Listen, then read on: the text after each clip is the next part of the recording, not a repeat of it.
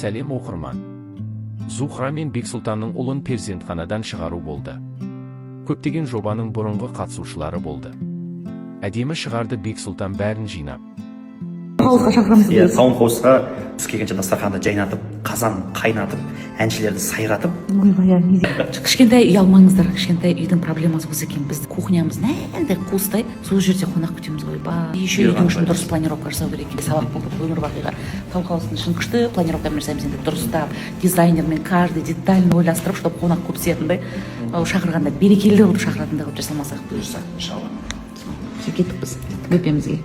Видео жүктеп 7 мамыр бүгін. Ұлымызды Алланың қалауымен перзентханадан шығарып алдық. Неткен қуаныш, қандай бақытты сәт. Келіп қолдау білдірген барша жақындарымыз бен достарымызға мың алғыс.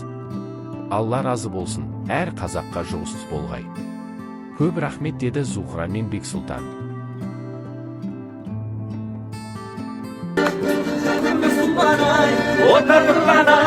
Aynalayın gözümleri taşırsın bana.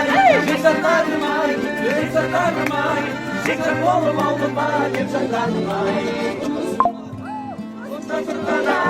Aynalayın gözümleri taşırsın bana. Geçenlerim ay, geçen oğlum aldım bana, geçenlerim ay.